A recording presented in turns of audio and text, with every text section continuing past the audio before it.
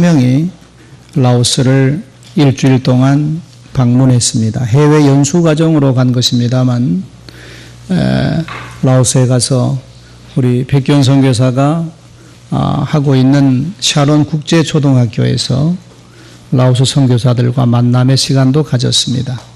14년 전에 우리 백기원 선교사가 감리교 선교사로는 처음에 라오스를 들어가서 선교하기 시작했는데 이제는 14가정이나 선교사들이 들어와서 선교를 하고 있었습니다.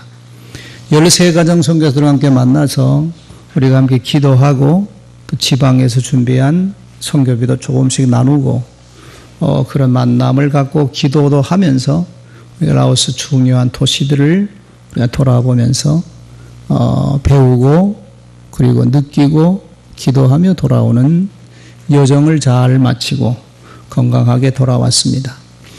기도해 준 여러분들에게 감사를 드리고 유대인들의 지혜를 모은 탈무드라는 책이 있습니다. 그 책에 보면 이런 교훈의 이야기가 나옵니다.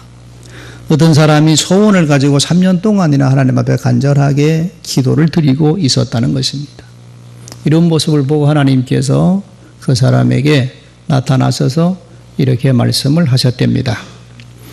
너가 3년 동안이나 아주 간절하게 기도하는데 내가 너 기도를 들어보니까 너무 달라는 게 많고 기도 내용이 너무 복잡하고 산만해서 도무지 무엇을 달라는지 모르겠다. 그러니까 지금부터 잘 생각해보고 딱 소원 3가지만 얘기를 해라. 그러면 내가 들어주겠다. 하나님이 이렇게 말씀을 하신 것입니다. 얼마나 기쁨의 일입니까? 이 사람이 뭘 구할까? 3가지만 구하려니까 뭘 구할까? 고민하다가 첫째 소원을 말했습니다. 하나님, 나는 그동안에 사람들로부터 사랑을 많이 받지 못하고 살았는데 사람들로부터 사랑을 좀 받으며 살게 해주십시오. 그랬답니다. 그리고 기도했더니만 기도가 마치자 그 소원이 금방 이루어져서 밖에 나갔더니만 사람들이 막 몰려와서는 자기를 붙들고 난 당신을 사랑합니다. 난 당신을 사랑합니다. 그냥 온통 난리가 난 겁니다. 그뿐 아니라 예쁘게 생긴 여자들이 줄줄이 따라오면서 당신을 사랑합니다. 당신 사랑합니다. 그러고 따라다니는 겁니다. 그러니 무슨 일을 할 수가 없잖아. 계속 따라다니면서 막 사랑한다니까 일을 해야 되는데 일을 할 수가 없게 생겼어요. 그리고 막 도망을 다니다가 그냥 돌불이 걸려서 넘어졌지. 귀찮잖아요. 그래서 아이고 하나님 이제 그만 사랑받게 해달라고 그랬대. 2번째 소원이야. 그랬더니만 즉각 그 응답이 이루어져서 그렇게 따라다니는 사람들이 싹 사라져버렸어. 이제 소원이 몇 개 남았지요? 1개 남았습니다. 걱정이 생긴 거야. 마지막 1가지 남은 소원을 뭘 말해야 되는 건가? 고민하면서 이걸 달라고 그럴까? 저걸 달라고 그럴까? 이걸 달라고 그러니까 저것도 필요하고 저걸 달라고 그러려니까 이것도 필요하고 도무지 뭘 마지막 1가지 남은 걸 달라고 그럴지 몰라가지고 절절절 헤매다가 이랬대. 하나님, 마지막으로 1가지 뭘 구해야지요? 물었대. 하나님 말씀이 야, 내가 너 같으면 지혜를 달라고 구했겠다. 솔로몬에 주신 지혜를 달라고 나 같으면 구했겠다. 그리고 하나님이 응답해 주셔가지고 3가지 소원이 끝났대. 아무것도 얻지 못하고. 이게 유대인들의 지혜를 모은 탈무드에 나온 이야기입니다. 자, 이 이야기가 우리에게 뭘 얘기해 주고 있죠? 인생 살아가는데 가장 필요한 것은 뭐라고? 지혜다. 지혜를 구하라. 그런 얘기입니다. 이 유대인들은 이 탈무드는 어릴 때부터 아이들에게 가르치는 책입니다. 그러니까 인생을 살아가면서 가장 필요한 것은 지혜니까 하나님께 지혜를 구하라. 그런 교훈을 주는 이야기입니다. 자, 그러면 여러분, 지혜란 무엇이지요? 지혜는 지식과는 다릅니다. 지식은 공부를 많이 하면 얻을 수 있지만 지혜는 공부를 많이 한다고 얻어지는 것이 아닙니다. 지혜는 뭐냐? 히브리 말로 지혜는 레브 슈메츠입니다. 레브 슈메츠 지혜라는 말의 뜻은 그냥 직역을 하면 듣는 마음입니다. 듣는 마음. 이 듣는 마음이 얼마나 중요한지 모릅니다. 몇 년 전에 베스트셀러였던 경청이라는 책이 있습니다. 경청. 그 책을 읽어보면 성공의 비결은 경청이라는 겁니다. 경청. 사람들의 말을 잘 귀담아 들으면 지혜를 얻을 수가 있고, 사람의 말을 잘 듣는 것이 소통을 얻는 가장 유일한 비결이다. 그러니까 상대방의 말을 잘 들어야 된다. 듣다 보면 지혜를 얻고 소통도 이루어지는 것이니까 성공의 비결은 상대방의 말을 귀 기울여 잘 듣는 것이다. 그렇게 말합니다. 듣는 마음, 경청하는 마음, 그 자체가 축복입니다. 왜냐하면 예수님께서 이 땅에 계실 때 하나님 나라의 비유를 알기 쉽게 백성들에게 말씀하지 않습니까? 예수님은 하나님의 나라의 이야기를 어렵게 얘기하지 않고 비유를 통해서 쉽게 백성들에게 전했습니다. 그런데 여러 가지 비유 끝에 부분에 가면 늘 예수님 말씀하시기를 뭐라고 그래요? 귀 있는 자는 들을지어다. 하늘나라 비유를 말씀하시면서 꼭 끝부분에 가서는 귀 있는 자는 들을지어다. 이게 무슨 말입니까? 아무리 하나님의 나라 귀한 진리를 이야기하더라도 들을 귀가 없으면 아무 소용이 없다는 것입니다. 들어도 깨닫지를 못해. 들어도 알아들을 수 없어. 그러니까 귀 있는 자는 들을지어다. 그렇게 말씀하신 것입니다. 들을 귀가 없는 사람은 아무리 설교를 들어도 깨닫지를 못합니다. 무슨 말인지 그냥 재밌다 이렇게만 듣지, 들을 귀가 없는 사람은 설교를 들어도 그 말이 무엇인지 깨닫지를 못하는 것입니다. 깨닫지 못하는 건 다행이고 설교를 들으면서 마음은 점점점 완악해지는 것. 이게 참 불쌍한 겁니다. 여러분, 들리지 않는 마음, 믿어지지 않는 마음, 이 마음은 심판받은 마음입니다. 여러분, 심판이란 뭡니까? 심판이라는 것은 몇 가지가 있습니다. 첫째는 인간의 역사가 끝나는 게 종말이지요. 인간의 역사가 끝나는 것, 그 심판입니다. 심판의 때, 그렇죠? 지구의 역사가 끝나는 거, 이게 종말이죠. 종말. 그럼 그 심판만 있냐면 그렇지 않습니다. 지구의 끝은 온다 그러지 않더라도 내가 죽으면 끝입니다. 그렇죠? 네. 내가 죽으면 끝나는 겁니다. 그러니까 죽음이라는 것이 심판입니다. 심판이죠. 죽으면 우리가 하나님 앞에 가서 심판받아야 되는 것이니까. 심판은 그러니까 지구에 끝나는 것만 심판이 아니고 내가 죽으면 그게 심판이고, 세 번째 심판이 또 있습니다. 그건 현재적 심판. 이건 사람들이 잘 몰라요. 현재적인 심판, 현재 하나님의 심판이 있다는 겁니다.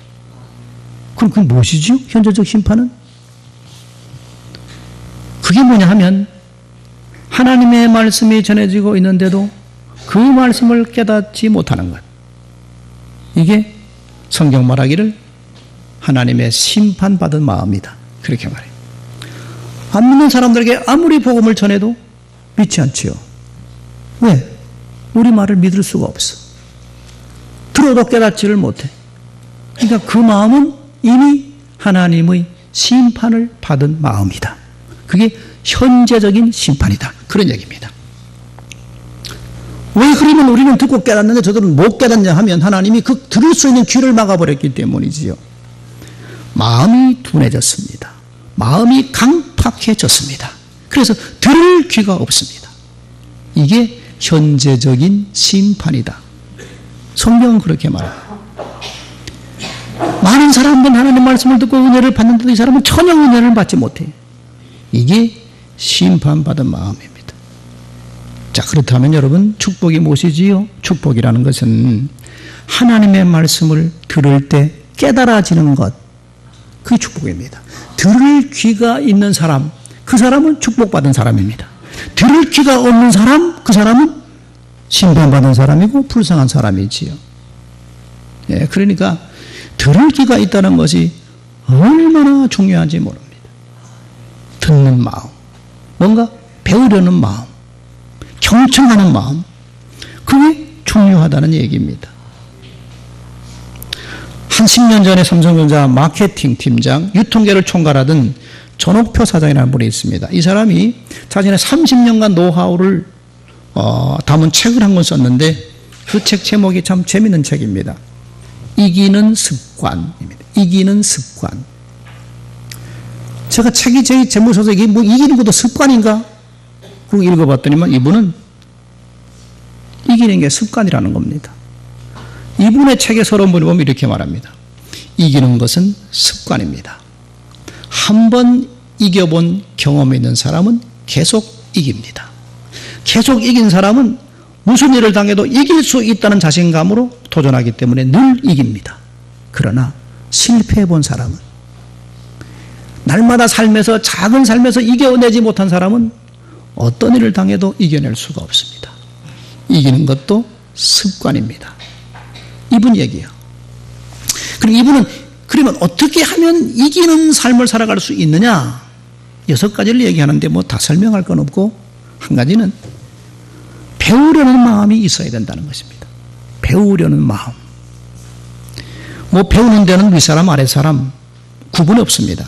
누구에게든지 배우려는 마음을 가지고 그 사람을 만나고 그 사람의 얘기를 들어야, 그래야 배움을 얻을 수 있고, 그래야 지혜를 얻을 수가 있고, 그래야 성공할 수가 있다는 얘기입니다. 항상 삶에 배우려는 마음의 자세를 가져라. 배우려는 마음이 없는 사람은 교만한 사람이다. 그런 얘기지요. 늘 자신의 부족을 깨닫고 뭔가 배우려는 삶의 자세를 가져야 된다. 그런 얘기입니다. 지난 한 주간 동안 라오스를 갔다 왔는데, 가서 뭐 우리가 전도는 할 수 없는 것이고 사회주의 국가니까 우리가 보고 배우고 느끼고, 그리고 가이드의 설명을 듣고 우리가 기도하며 돌아왔습니다. 그 한 주간 동안에 그 가이드의 얘기나 아니면 라오스의 문화와 불교 문화를 보면서 우리는 많은 것을 배웠는데, 그런데 배우지 못한 사람도 있습니다. 누가 배우지 못했냐 하면 조는 사람. 버스 타면서 계속 가이드가 라오스 문화에 대해서, 불교에 대해서, 라오스 불교 설명하는데 그냥 조는 사람들은 아무것도 배우지 못했습니다.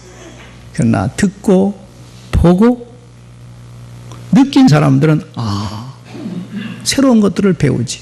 사람은 늘 배우려고 하는 자세를 가지고 살아야, 그래야 성공할 수가 있다는 것입니다.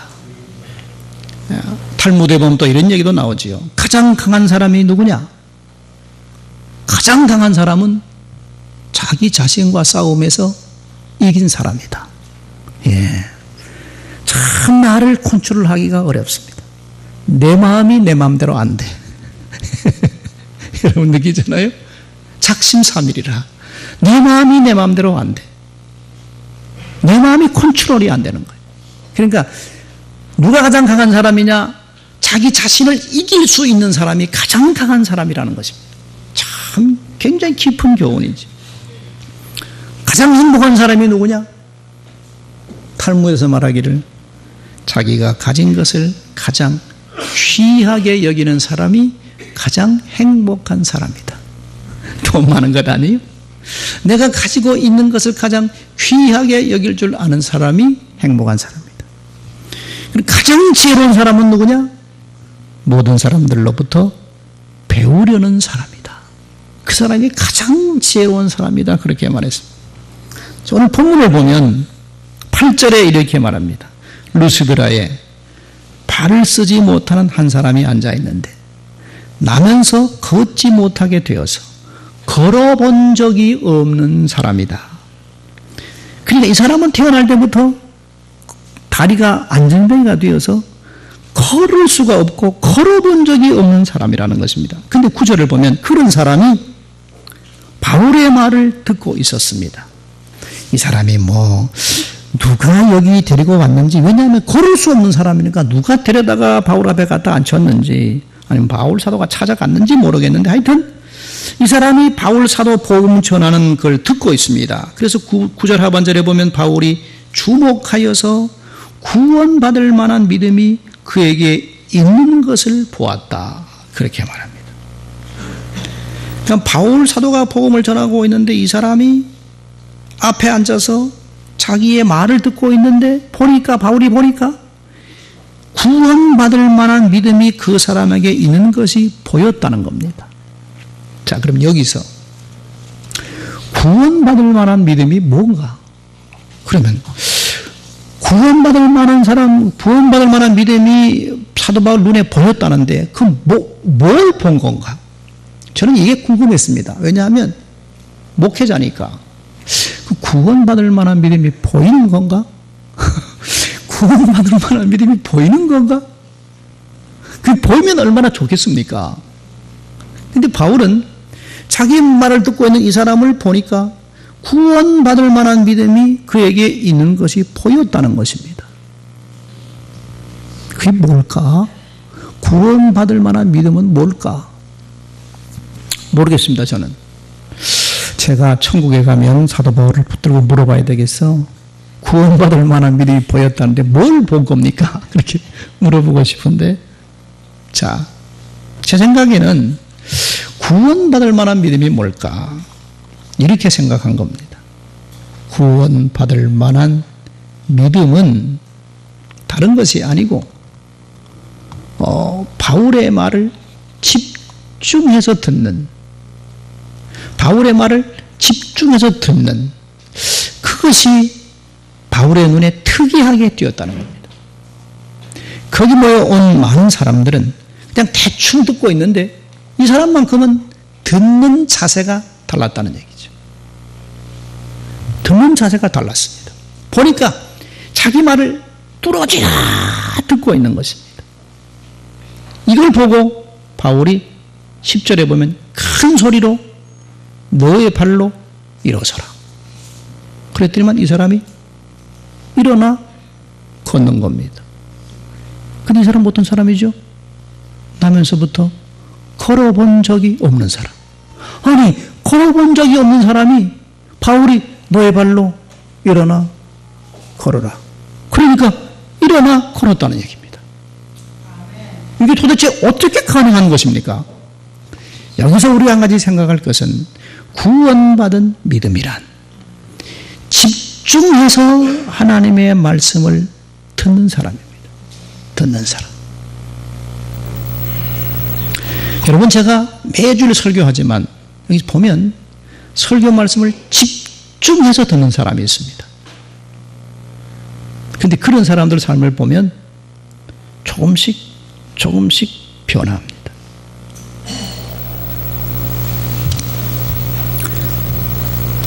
이게 말씀의 힘이거든요.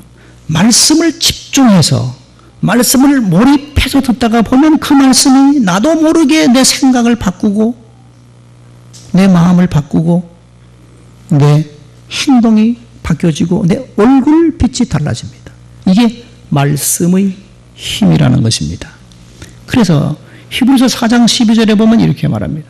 하나님의 말씀은 살아있고 운동력이 있어서 좌우의 어떤 날성검보다 예리해서 혼과 영과 및 관절과 골수를 찔러 쪼개기까지 하며 마음의 생각과 뜻을 판단한다.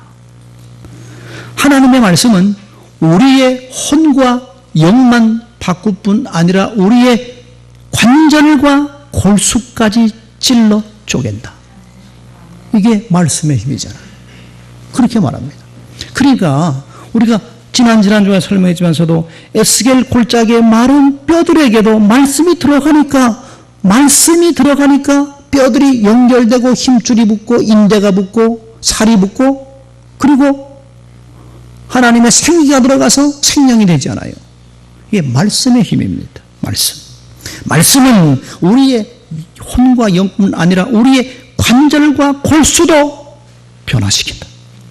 그러니까 그렇기 때문에 오늘날도 하나님의 말씀에 들어가는 사람들이 연골이 살아나고 골다공증이 없어지고, 이게 말씀의 힘이라는 것입니다. 바울이 복음을 전하고 있는데 맨 앞에 앉아있는 이 사람이 자기를 뚫어져라 쳐다보고 말씀을 전하니까 마음을 열고 아멘 아멘 하면서 말씀을 듣는 모습이 바울의 눈에 들어왔어요.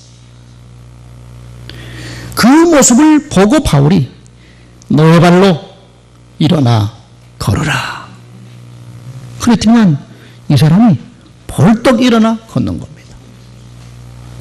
이 사람은 말씀을 집중해서 듣다가 보니까 자기가 나면서부터 걷지 못한 사람이라는 걸 잊어버렸어요. 말씀에 몰입되어서 말씀을 집중해서 듣다 보니까 그 말씀을 전하는 사람이 일어나라는 거야. 일어났지 그냥. 일어나지더라는 겁니다. 자, 이게 뭘 말하는 것입니까? 말씀을 몰입하고 말씀에 집중해서 들으면 그 말씀이 내 속에 들어와 역사를 일으킨다는 것입니다. 여러분, 구원받을 만한 믿음은 이 믿음입니다. 종교개혁에 든 마르틴 루터가 오늘 아침을 먹고 있습니다. 그런데 마르틴 루터가 개를 키우고 있었어요. 자기가 아침을 먹는데 마르틴 루터가 빵을 먹으려고 이렇게 손으로 빵이 가면 옆에 앉아있는 개가 빵으로 눈이 싹 빵을 떼어서 먹으면 개도 딱 손 따라서 입을 쳐다. 다음에 수프를 먹으면 숟가락으로 그럼 개 눈도 수프로 가. 또 오면 또 이거 봐. 그리고 자기를 쳐다보고 있는데 루터가 그 개를 보고는 무릎을 탁 치고 회개했대. 하나님, 이 개는 내 손만 쳐다보고 있습니다. 근데 나는 하나님을 믿는다고 하면서도 하나님만 온전히 쳐다보지 못하고 이 생각 저 생각하며 하나님 바라보았습니다. 하나님, 제 믿음은 개만도 못한 믿음입니다. 그렇게 회개를 했다는 거예요. 구원을 받을 만한 믿음이 뭐냐? 전 모르겠습니다. 근데 바울이 보였지요. 보인 것은 말씀을 집중해서 말씀을 몰입해서 그냥 마음을 열고 천적으로 의심하지 않고 말씀을 받아들여서 말씀에 빨려오는 그 사람의 모습을 보고 너의 발로 일어나라. 그러면 이 사람이 벌떡 일어난 겁니다. 말씀에 들리는 거 말씀대로 하는 것이지. 만약에 이 사람이 여러분 보세요. 말씀에 집중하지 않았다고 하면 그냥 건성으로 들었다 그러면 바울이 내 발로 일어나 걸어라. 그랬으면 일어나 걸었겠어요? 말씀에 몰입하지 않았다면 일어나 내 발로 일어서라. 그랬을 때 이 사람이 뭐라 그랬겠어? 만약에 말씀에 몰입하지 않았다면 이보시오. 나 태어나서부터 걸어본 적이 없는 사람이야. 나는 태어나서부터 걸어본 경험이 없는 사람인데 나를 보고 일어나 걸으라고? 그게 말이나 돼요? 아니 장애인이라고 이렇게 놀려도 되는 거야? 당신 누구야? 이러면서 아마 싸움 붙었을 겁니다. 그러나 이 사람은 말씀에 몰입했어. 듣다 보니까 너무너무 진리의 말씀이야. 근데 그 말씀을 전하는 사람이 자기를 보고 내 발로 일어서라는 거야. 일어섰지 그냥. 일어서지더라는 것입니다. 그러니까 이 사람이 말씀을 그만큼 집중했다는 것이지요. 예. 자, 말씀을 집중하다가 보면 내 상황이 잊어버려요. 내가 누군지 잊어버려. 그냥 말씀대로 가는 것이지. 말씀대로. 예. 여러분, 결국 이 말씀에 집중하는, 몰두하는 이것이 결국은 능력과 기적을 일으킨 것입니다. 기적은 아무렇게나 일어나는 거 아닙니다. 그냥 한번 열심히 기도했다고 기적이 일어나느냐? 아닙니다. 말씀이 있고 그 말씀에 집중하고 그 말씀에 몰입하며 그 말씀에 대한 믿음과 순종이 있을 때 기적은 일어납니다. 근데 우리는 말씀을 대충 들어.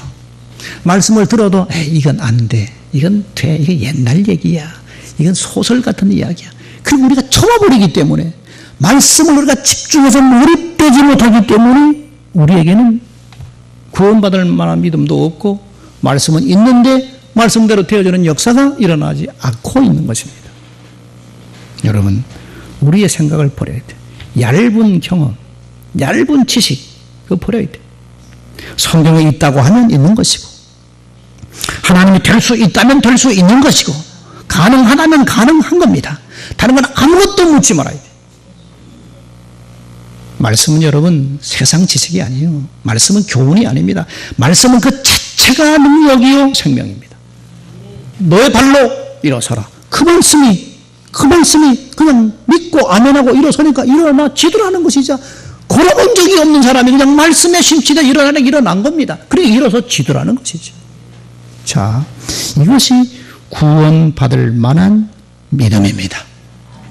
이 믿음이 내게 있느냐 돌아보고, 그렇지 못함을 우리가 회개하고, 주여 구원받을 만한 믿음을 내게도 주옵소서.